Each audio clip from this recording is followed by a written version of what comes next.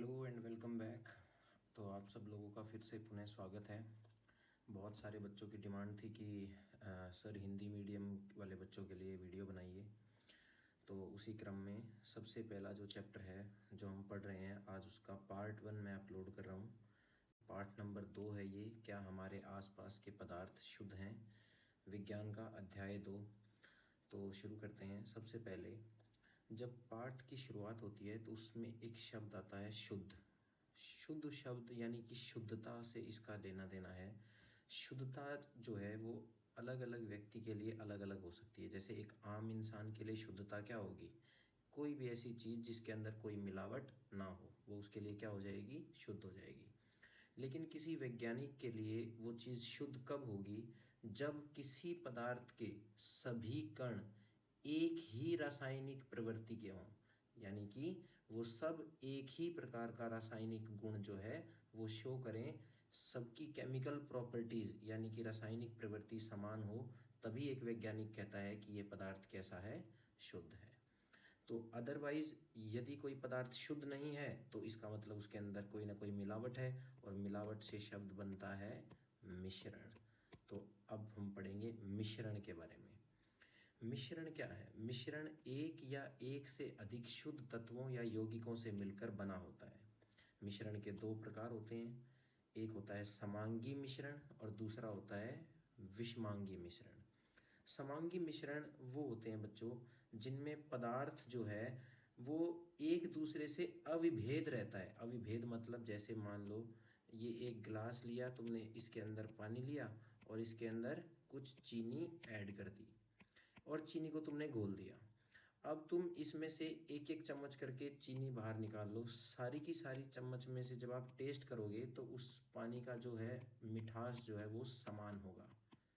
Clear? पानी का मिठास क्या होगा, समान। तो ऐसे मिश्रण जिनके अंदर पदार्थ पूर्ण रूप से मिश्रित हो जाएं और एक दूसरे से अविभेद हों, यानी कि उनका संगठन, उनका कंपोजिशन कैसा हो, समान हो, यूनिफॉर्म हो, उन्हें हम कैसे क्या कहते हैं, समांगी मिश्रण। दूसरी ओर विषमांगी मिश्रण जिसमें पदार्थ जो है वो अलग अलग हों। जैसे यहाँ पर उदाहरण दे रखा है शक्कर और बालू का मिश्रण।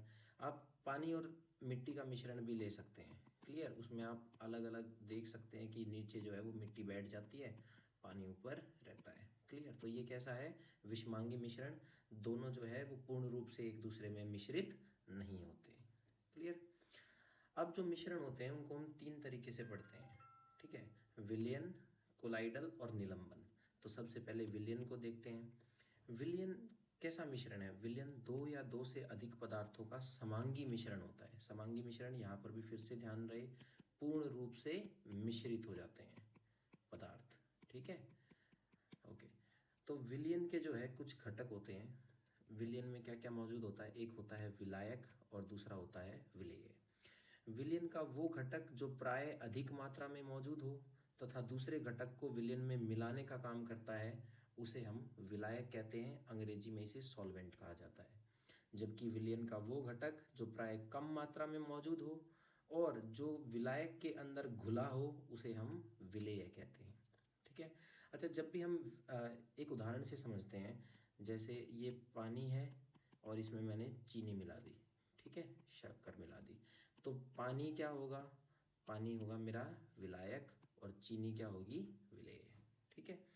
विलयन का जब भी हम विचार करते हैं तो हमें ऐसा लगता है कि विलयन कोई तरल पदार्थ का होगा, ठीक है, यानी कि द्रव होगा, लेकिन ऐसा नहीं है। प्रकृति में ऐसे विलयन भी हैं जो ठोस, द्रव और गैस से मिलकर बने होते हैं। जैसे एक ठोस विलयन का उदाहरण होता है बच्चों मिश्र धातु। ठीक है। गैस विलयन का सबसे अच्छा उदाहरण होता है वायु। वायु के अंदर नाइट्रोजन, ऑक्सीजन, आर्गन और कार्बन डाइऑक्साइड, इनका जो है मिश्रण होता है, समांगी मिश्रण होता है। आप वायु के किसी भी सेक्शन को अलग कर लीजिए, हर एक में से 78% नाइट्रोजन, 21% ऑक्सीजन, 0.09% आर्गन और 0.03% कार्बन डाइऑक्साइड आपको मिलेगी। ठीक है।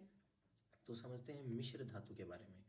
मिश्र धातुएं ये भी क्या होते हैं, ये धातुओं के समांगी मिश्रण होते हैं जिनको भौतिक क्रियाओं द्वारा अपने अवयवों से पृथक नहीं किया जा सकता। पृथक का मतलब होता है अलग। क्लियर?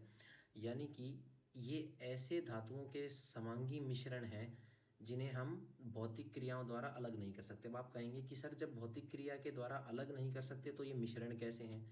बेटा ये जो है मिश्र धातुएं जो होती हैं इनको सिंपल फिजिकल प्रोसेस से अलग नहीं कर सकते, ठीक है, ना ही कॉम्प्लेक्स प्रोसेस से इनको अलग किया जा सकता है, ठीक है। उदाहरण के लिए पीतल जो है वो जिंक का बना होता है, उसमें लगभग 30% जिंक और 70% क्या होता है? कॉपर, ठीक है।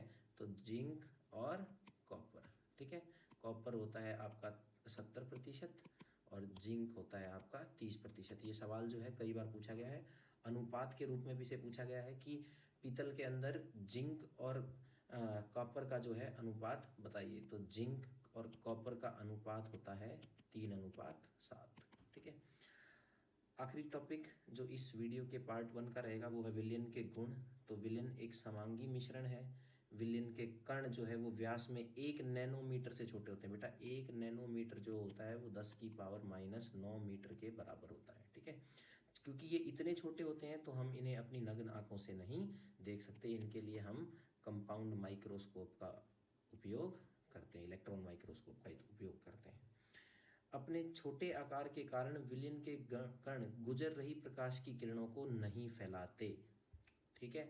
इससे विलयन में प्रकाश का मार्ग भी दिखाई नहीं देता। आगे हम पढ़ेंगे कि जब प्रकाश का मार्ग दिखाई देता है कणों की वजह से उसे टिंडल प्रभाव कहते हैं, ये हम अगली वीडियो में पढ़ेंगे। छानने की विधि द्वारा विलेय के कणों को विलयन से पृथक नहीं किया जा सकता, ठीक है। जैसे आपने मान लो ये एक बीकर के अंदर चीनी और पानी को घोल लिया, अब आप एक दूसरे बीकर के अंदर यहाँ पर एक फिल्टर पेपर निस्पंदन कागज लगाकर उसको छानेंगे तो उसको अलग नहीं किया जा सकता। ना ही शांत छोड़ देने पर विलेय के कण उसमें नीचे बैठते हैं, ठीक है। आपने पानी में चीनी घोल दी तो आप कुछ देर आपने उसको छोड़ दिया तो ऐसा नहीं है कि वो घोलने के बाद वो जो चीनी के जो दाने हैं या चीनी के जो कण हैं वो नीचे बैठ जाएंगे, ऐसा नहीं होता। क्यों? क्योंकि ये जो है मिश्रण कैसा है? एक विलयन है, ठीक है। धन्यवाद। अगली वीडियो में आगे के